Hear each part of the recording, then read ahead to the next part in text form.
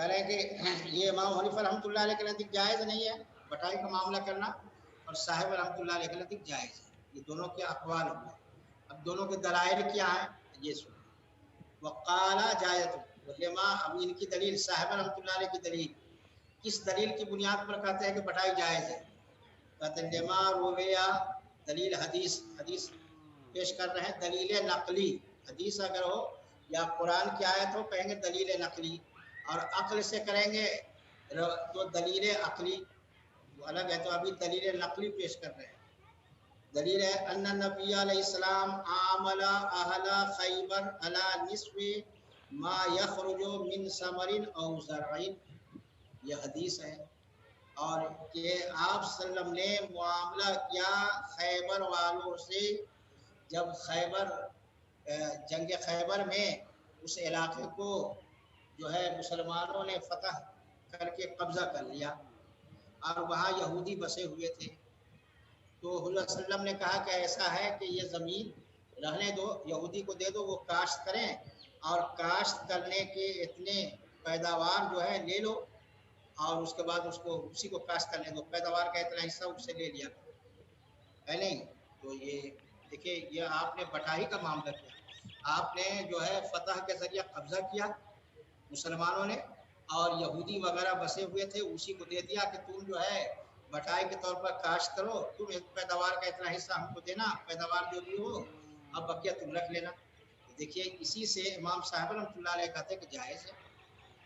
خیبر والوں سے معاملہ کیا پھل یا کھیتی کے آدھی پیداوار پر، جو کچھ پیداوار ہو اس کے آدھے سے آدھا تم لینا آدھا ہم لوگوں کو دینا۔ مسلمانوں نے یہ معاملہ کیا یہودیوں سے اس جو ہے علاقے کو فتح کر کے، تو کرے کہ اس حدیث سے معلوم ہوا کہ بٹائی درست ہے۔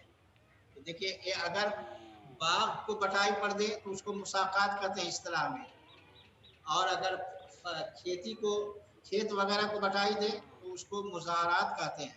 ایک ہوتا ہے مساقات، ایک ہوتا ہے مزارات۔ تو مساقات باغ کو دینا، باغ وغیرہ کو دینا یعنی بٹائی پر، تو اس کو مساقات اصطلاح میں کہتے ہیں، اور کھیتی وغیرہ کو بٹائی پر دینا اس کو مزارات کہتے ہیں۔ فرق ہے۔ صاحب رحمۃ اللہ علیہ کے نزدیک کہہ رہے ہیں کہ بھائی بٹائی کرنا جائز ہے۔ دیکھیے اسی حدیث سے استدلال کر رہے ہیں کہ مسلمانوں نے خیبر کے علاقوں کو فتح کیا، اور فتح کرنے کے بعد جو ہے وہ علاقہ ان کے قبضے میں آ گیا، اور اس کے باوجود آپ نے لیا نہیں، اور یہودی بسے ہوئے تھے، یہودی کو دیا کہ تم کاشت کرنا، جو بھی پیداوار ہو یا باغ میں جو بھی پھل ہو اس کا آدھا حصہ ہم کو دے دینا۔ تو کرے اس بنیاد پر بٹائی درست ہے۔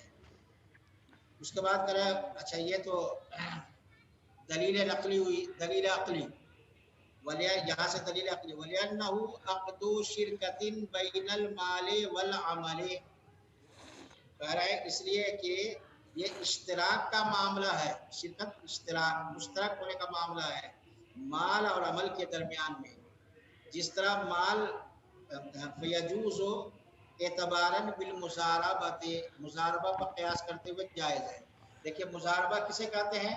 ایک کا مال ہوتا ہے اور دوسرے کی محنت ہوتی ہے۔ کوئی آدمی 5,000 روپیہ دیا کہ لو تم کاروبار کرو اس سے، اور اس کاروبار کا جو بھی نفع ہوگا دونوں آدمی کے درمیان آدھا آدھا ہو جائے گا، تو اس کو اصطلاح میں مزاربت کہتے ہیں۔ آپ اردو میں پڑھے ہوں گے مزاربہ، کہ ایک آدمی کا مال ہوتا ہے، روپیہ پیسہ ہوتا ہے، اور دوسرا آدمی تجارت کرتا ہے، اس کا عمل ہوتا ہے، اور دونوں آدمی کے درمیان نفع کی شرح متعین ہو جاتی ہے کہ جو بھی نفع ہوگا مان لیا 60% عامل کام کرنے والا تجارت کرنے والا لے گا، اور 40% جو ہے جنہوں نے روپے دیے ہیں وہ لیں گے، تو یہ کریں مزاربہ درست ہے۔ اسی طریقہ سے مزارات ہے کہ کاشت جو بھی ہوگا پیداوار کا اتنا حصہ، مان لیا پیداوار 10 کنٹل ہو تو کہے کہ بھائی 2 کنٹل جو ہے زمین والا لے گا، 8 کنٹل ہم لیں گے، درست ہے۔ جس طرح مزاربت درست ہے اسی طرح مزاربت سے ملتا جلتا معاملہ ہے یہ مزارات کا، یہ بھی درست ہے۔ ایک کا عمل ہوتا ہے، دوسرے کی کھیتی دوسرے کا کھیت ہوتا ہے، تو اس میں ایک کا مال ہوتا ہے دوسرے کی محنت ہوتی ہے مزاربت میں، تو اسی طریقہ سے یہاں بھی ہے مزارات۔ تو यानी नाजायज होने की क्या वजह है? इसलिए कह रहे हैं ये एक दलील है भी मुजारबा पर क्यास करते हुए साहिब रहमतुल्लाह अलैह कहते हैं कि जायज है। वल जामे दफुल हाजा, और जामे इल्लत क्या है? जरूरत पूरी करना है। जरूरत ये पूरी करना है कि भाई एक के पास खेत है लेकिन वो खेत वाला काश्तकारी का ढंग नहीं जानता है, कैसे हम काश्तकारी करें। तो एक आदमी जो है मेहनत करके काश्तकारी करता है, जो काश्तकारी जानना चाहता है उस फन से वाकिफ है, तो वो काश्तकारी करके करता है, उसके पास खेत नहीं है। तो ये एक दूसरे के जरूरतमंद है। खेत वाला काश्तकार का जरूरतमंद है और काश्तकार खेत का जरूरतमंद है। तो इल्लत ये है कि दोनों की जरूरत पूरी हो रही है। जैसे मुजारबत में एक के पास माल है लेकिन तिजारत का ढंग नहीं है उसके पास। तो एक आदमी तिजारत का ढंग जानता है, तो जो ढंग जाता है उसको पैसे दे दिया। तो वही गलत, दोनों एक दूसरे के जरूरतमंद है। माल वाला भी यानी ताजिर का जरूरतमंद है और ताजिर भी माल रुपए पैसे का जरूरतमंद है। तो इल्लत ये है कि यानी जामी इल्लत ये हुई कि दोनों की जरूरत है पूरी करना है। माल वाले की भी जरूरत पूरी करना है, माल वाला है तिजारत का ढंग नहीं जानता है, तिजारत का ढंग जानता है उसके पास पैसे नहीं है, तो दोनों एक दूसरे के जरूरतमंद है। तो उसी तरीके से खेती में भी एक दूसरे खेत है लेकिन वो काश्त का ढंग नहीं जानता है, और काश्तकारी का ढंग जानता है लेकिन खेत नहीं है, जमीन नहीं है उसके पास तो वो बो सके। तो दोनों एक दूसरे के जरूरतमंद है, तो दोनों की जरूरत इससे पूरी हो रही है। ये करा फ़इन्नल ज़लमाल क़द ला यहतदी इलल अमल, मुजारबत क्या करे कि माल वाला कभी कभी काम करने तिजारत करने का ढंग नहीं है उसको। वल कविया अलैहि ला यजदुल माल, और जो तिजारत का तरीका जानता है, जो तिजारत पर कादिर है, कभी माना कादिर, तिजारत पर कादिर है, उसके पास माल नहीं है, वो माल नहीं पाता है, तो कैसे करेगा वो। तो लिहाजा दोनों जरूरतमंद है, माल वाला भी जरूरतमंद है और जो तिजारत का के उसूल और ज़वाबित से वाकिफ है, तिजारत जानता है, वो भी जरूरतमंद है। फमस्सतिल हाजा इला इनकादे हाजल अक़दे बैनहुमा, लिहाजा जरूरत पड़ेगी दोनों के दरमियान इस मामला के मुनाकिद करने की। जैसे कि ज़मीन है, काश्तकारी नहीं जानता है, और जो काश्तकारी जानता है उसके पास ज़मीन नहीं है, तो दोनों एक दूसरे के जरूरतमंद है। मुजारबत में माल है लेकिन तिजारत का ढंग नहीं है, तो तिजारत का ढंग है माल नहीं है, तो दोनों एक दूसरे की जरूरतमंद है। लिहाजा दोनों मिल करके एक अक़द मामला करें। बेखिलाफ दफील गनम व दजाज व दूदिल क़ज़, तीन बातें बता रहे हैं। बरखिलाफ बकरी देने के, मुर्गी देने के और रेशम के कीड़े देने के। देखिए क्या मतलब हुआ। अरे भाई देहात के होंगे आप लोग, तो ये बकरी या बैल ये भैंस देते हैं, ये कुसिया कहते हैं इसमें। अधिया पर, अधिया भी बाज़ जगह इस्तेमाल करते हैं लोग, और कहीं कुसिया भी कहते हैं, ये यानी पालने के लिए देते हैं कि ले जाओ उसको, भैंस को ले जाओ, और जो बच्चा होगा दोनों आदमी के दरमियान आधा आधा हो जाएगा, बहुत देहात में होता है। मुर्गी देते हैं, मुर्गी की मिसाल दी है, मुर्गी दिया कि भाई ले जाओ तुम पालो, और जो अंडा बच्चा हो उसका आधा आधा दोनों आदमी के दरमियान में हो जाए।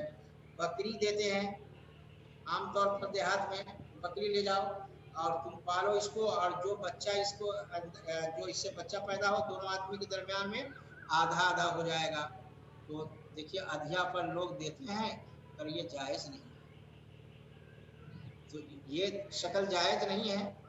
अब हालांकि अमल है किताब में है कि जायज़ नहीं है, लोगों का अमल इस पर है, तो उसके मसला बताऊंगा बाद में, पहले ये सुन लीजिए कि कोई आदमी बकरी दे करके और उसका जो बच्चा पैदा होता है आधे आधे दोनों आदमी नफा में लेते हैं, तो कह रहे हैं कि ये जायज़ नहीं। मुर्गी देते हैं और बच्चा जो उससे पैदा होता है आधा आधा पर ये करते हैं, मामला करते हैं, पर ये भी शक्ल जायज़ नहीं। रेशम का कीड़ा दिया, भाई ले जाओ इसको पालो और जो भी होगा उससे रेशम पैदा हो तो आधा आधा दोनों आदमी लेंगे, तो कह रहे हैं कि ये भी दुरुस्त नहीं है। क्यों दुरुस्त नहीं है? वजह कह रहे हैं कि मुआमलतन बटाई के तौर पर बेनिस्फी ज़वायद, बच्चे के आधे पर, जो बच्चा ज़वाइद मानी या बच्चा, जो इनसे बच्चा पैदा होगा दोनों आदमी के दरमियान आधा आधा होगा, करे दूसरे। क्यों? लिअन्नहु ला असरा हुनाका लिल अमल, इसलिए कि यहाँ पर पालने वाले के अमल का कोई दखल नहीं है। पालने वाला बच्चा नहीं देता है, बल्कि जिसको पाला गया बच्चा दे रही है। बकरी बच्चा दे रही है, मुर्गी बच्चा दे रही है, पालने वाला नहीं देता। पालने वाला तो चारा देता है। तो पालने वाले का कोई उस पर अमल नहीं है, बस उसको चारा देता है। बच्चा तो बच्चे देने का अमल तो बकरी को है, बच्चा देने का अमल जो है या ये अंडा देने का अमल तो मुर्गी को है, उससे बच्चा पैदा होता है। रखने वाले का कोई अमल नहीं है, कोई दखल बराह रास्त नहीं है, तो इसलिए करें दुरुस्त नहीं है। फलम यतहक्कक शिरकतुन, लिहाजा दोनों के दरमियान, बकरी पालने वाले और जिसकी मालिक बकरी, दोनों के दरमियान इश्तराक नहीं पाया गया, इसलिए यहाँ उसके बच्चे में नफ़ा में दोनों आदमी का लेना ये जायज़ नहीं। तो ये दलील दी इमाम साहब रहमतुल्लाह नंबर 1 पर दलील दी, हदीस पेश की कि भाई मुजारा दुरुस्त है। दूसरी दलील अकली दे रहे हैं, अकली दे रहे हैं कि भाई एक के पास ज़मीन है लेकिन तिजारत ये खेती नहीं कर सकता है, दूसरे के पास खेती करने का ढंग है, ज़मीन नहीं है, तो दोनों एक दूसरे के ज़रूरतमंद हैं, इसलिए दोनों एक दूसरे के ज़रूरतमंद है, दोनों मामला मुजारत कर रहे हैं, दुरुस्त है। अकली जो मुजारत पर कयास किया, जैसे मुजारबा में यह है एक के पास माल होता है, दूसरा अमल करता है, तिजारत करता है, दोनों और ये बिल इत्तफाक जायज़ है मुजारबा, उसी तरीक़े से मुजारत भी जायज़ है। ये साहिबान रहमतुल्लाह अलैह दलील पेश की। अब इमाम हनीफा रहमतुल्लाह अलैह का कौल यह है कि भाई मुजारत जायज़ नहीं है, उनकी दलील क्या है? अब ये दलील सुनिए। वलहू, लहू से मुराद इमाम हनीफा रहमतुल्लाह अलैह, मा रविया अन्नहुल इस्लाम नहा अनिल मुखाबरा, इन्होंने भी हदीस पेश कर दी कि भाई जिस तरह आपने हदीस पेश की है, हमारे पास भी सराहतन हदीस है कि बटाई से मुखाबरा माने है, मुजारात बटाई के माने में, मुखाबरा बटाई के माने में है। मिशकात जिल्द अव्वल खल की बहस आप पढ़े होंगे, बाबो बई सिमान वगैरह, तो उसमें ये हदीस आई कि बटाई करने से हुजूर ने मना फरमाया है, लेकिन सराहतन है, बटाई जिस चीज़ की भी हो करने से मना फरमाया है, तो आप कैसे कहते हैं कि जायज़ है? वह अल मुजारा, मुखाबरा का माना मुजारात यानी बटाई। अब दलील अक्ली कि बटाई के जो है जायज़ न होने की दलील अक्ली क्या है? जिस तरह आपने दलील अक्ली पेश की, मेरे पास भी दलील अक्ली है, वो क्या है? वलिअन्नहु इस्तिजारुन बिबाज़ मा यखरुजु मिन अमलिही, इसलिए कि वो उजरत लेगा, आमिल अमल करने वाला, काश्त करने वाला उजरत लेगा अपने अमल के पैदा किए हुए से के कुछ हिस्से के एवज उजरत लेगा, और ये जायज़ नहीं है कि अपने अमल का जो है उजरत ले, पैदावार ही की शक्ल में जो पैदा कर रहा है उसी में से अमल के उजरत ले, ये दुरुस्त नहीं है। उसकी मिसाल आगे दूंगा, समझ में आएगा। इतना पहले फयकून फी माना कफीज़ इत्तहान, देखिए लिहाजा ये आटा पीसने वाले के कफीज़ के दर्जे में हो गया, हुक्म में हो गया। देखिए कफीज़ तहान किसे कहते हैं? कफीज़ माने पैमाना और तहान माने पीसने वाला, ताहिन की जमत में, ये तहान माने पीसने वाला।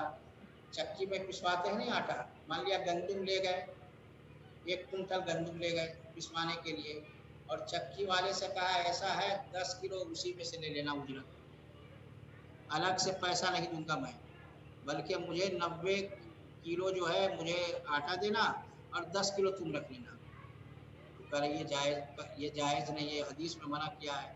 ये इसी को कफीज़ तहान कहते हैं कि जो अमल करे उसी में से मजबूरी बना दे, तो ये जायज़ नहीं है। मिसाल के तौर पर देहात में धान काटते हैं, धान काटा और उसी में से मान लिया 10 बोझ हुए, 10 ये उसमें से 2 दे दिया, दुरुस्त नहीं है, ये भी कफीज़ तहान हुआ। आटा पिसवाया 1 कुंटल गंदुम और उसमें कहा 10 किलो तुम ले लेना, तो करे ये जायज़ नहीं, देखिए حدیث سے منع کیا ہے. تو اسی طریقہ سے عامل زمین میں کاشت کرتا ہے، اسی میں سے اس کی مزدوری ہوتی ہے. تو یہ جائز نہیں ہے تفویض طعام پر قیاس کرتے ہوئے. کیوں؟ اب اس کی بھی دلیل لأن الاجر مجهول، اس لیے کہ اجرت مجهول ہے، اس میں اجرت مجهول ہوتی ہے، کتنی پیداوار ہوگی نہیں ہوگی. او معدوم، یا پیداوار ہی نہ ہو، آفت سماوی آ جائے یا سیلاب آ جائے اور وہ کاشت جو ہے سب رہ جائے بہ جائے، تو پھر یہ معدوم ہے، یہ ہے نہیں معدوم ہے، تو وہ بیچارے کا عامل کا نقصان ہو جائے گا. تو اسی لیے کہنا جائز نہیں. ایک کا نقصان ہوا، بیج وہ جو لگایا دیہات میں دیکھتے ہوں گے، وہ سیلاب آیا اور ایک دم تمام فصل جو ہے برباد ہو گئی، تو اس بیچارے کا نقصان ہوگا عامل کا. اور قرآن میں ہے کیا ہے لا تظلمون، نہ ظلم کرو، یا حدیث میں لا ضرر ولا ضرار، نہ نقصان پہنچاؤ نہ نقصان کسی کو نقصان پہنچاؤ اور نہ نقصان برداشت کرو. لا ضرر ولا ضرار اس حدیث کے خلاف معلوم کرے، اس لیے جائز نہیں ہے. کاشت کیا اور آفت سماوی آ جائے، پیداوار ایک دم نصف و نابود ہو جائے، تو عامل کو صفر ملے گا. بھائی کھیت والے نے تو کچھ لگایا نہیں، عامل نے اس میں پونجی وجی لگائی، اس بیچارے کو نقصان ہو گیا. تو کہہ رہے ہیں یہ اس لیے جائز نہیں. وکل ذالک مفسد، اور اس میں سے ہر عمل چاہے مجہول ہو چاہے معدوم ہو، یہ سب جو ہے یہ فساد کرنے والا ہے، فاسد کرنے والا ہے یہ عمل. جس میں بھی مجہول اجرت ہو جائے، جس میں بھی دیکھیں کہ عمل میرا معدوم ہو جائے گا، تو یہ سب فساد کا ذریعہ ہے، فاسد ہونے کا ذریعہ ہے ایسا معاملہ. لہذا یہ معاملہ کیسے درست ہو سکتا ہے؟ یہ امام حنیفہ رحمۃ اللہ علیہ فرماتے ہیں. اب یہ تو دلیل انہوں نے بھی دی. اب جواب امام صاحبان رحمۃ اللہ علیہ کا جواب، امام صاحب رحمۃ اللہ علیہ نے دلیل عقلی دی تھی، اس کا جواب دے رہے ہیں. نہیں دلیل نقلی بھی دی تھی، اس کا جواب اس دلیل کا دے. کہا تھا نہیں عاملہ اعلی خیبر علی نصف ما یخرج من ثمرین و زرین، کہ آدھی پیداوار پر معاملہ خیبر والوں سے کیا. تو اسی حدیث کو جو ہے یہ دلیل پیش کر رہے ہیں، تو اس کا جواب دے رہے ہیں. دیکھیے معاملۃ النبی علیہ السلام اہل خیبر کان خراج مقاسمۃ بطریق المن والصلح وهو جائز، کہ آپ صلی اللہ علیہ وسلم نے جو خیبر والے یہودی سے معاملہ کیا وہ خراج مقاسمہ تھا. ابھی بتاؤں گا میں. خراج مقاسمہ تھا اور احسان و سلوک کے طور پر تھا. من مانے احسان، صلح اور احسان و سلوک کے طور پر تھا، اور یہ جائز ہے. دیکھیے خراج کی دو قسمیں ہیں، خراج موظف اور خراج مقاسمہ. خراج مقاسمہ یہ ہے کہ امام المسلمین کہے کہ بھائی جو کچھ پیداوار ہو اس میں اس کا تم مجھے 1/4 دے دینا، پیداوار کا 1/4 دینا. پیداوار ہوگا تو دے گا، نہیں پیداوار ہوگا تو نہیں دے گا، بات ختم. میں نے کہا پیداوار کا 1/4 تم ہم کو دینا، یہ کہا درست نہیں. یہ خراج مقاسمہ تھا. بھائی تم کاشت کرو اور اس میں سے جو کچھ پیدا ہوگا اس کا اتنا حصہ ہم کو دے دینا، جیسے نصف کا نصف دے دینا. یہ خراج مقاسمہ یہ جائز ہے. اور دوسرا احسان و سلوک کا کہ تم سے ہم نے جو ہے فتح کی ہے، ہم قابض ہو گئے ہیں تمہاری زمین پر، تو اس کو دے دیا کہ بھائی احسان و سلوک. اچھا ٹھیک ہے، قابض تو ہو گئے ہم، مالک تو ہو گئے، لیکن ابھی تم کاشت کرو، ہم کو کاشت کا حصہ اتنا دے دینا، جب پیداوار ہو تو اتنا حصہ دے دینا. تو اس کو صلح اسی پر ہوئی یا احسان و سلوک کے طور پر دے دیا کہ تم ہی رکھو، ہم کو پیداوار کا حصہ دے دینا. ہم تو مالک ہو گئے ہیں لیکن ابھی بالکل ہم جو ہے قبضہ نہیں کرنا ہے، بلکہ تم اپنے قبضے میں رکھو اور پیداوار کا اتنا حصہ دینا. اس میں کیا مظاہرہ ہے؟ تو اس طرح آپ نے معاملہ کیا تو کرے یہ جائز ہے. اور خراج موظف یہ ہے، یہ درست نہیں ہے. خراج موظف یہ ہے کہ امام المسلمین کہے کہ بھائی تم زمین رکھو یا زمین سے کرو، اور تم ہم کو سالانہ 1 کنٹل گندم دے دینا، چاہے تم کو پیداوار ہو چاہے نہیں ہو. یہ خراج موظف ہے، یہ درست نہیں ہے. یا امام المسلمین کہیں علاقے میں مقرر کر دے، یہ خراج موظف ہے. خراج موظف کے سالانہ اتنا کنٹل گندم مجھے دینا، उनको पैदावार हो ना हो उससे मुझे ताल्लुक नहीं है। तो ये खराज मुअज़्ज़फ़ है। खराज मुकासमा ये है कि पैदावार का इतना हिस्सा हमको देना, ये जो है खराज मुकासमा है, ये मुकासमा के तौर पर था। तो आपका इस हदीस से इस्तिदलाल करना, इस वाक़या से इस्तिदलाल करना दुरुस्त नहीं है। ये इमाम साहिबान को जवाब दे रहे हैं। अब बस इतना, अब उसके बाद बहस दूसरी हो जाएगी।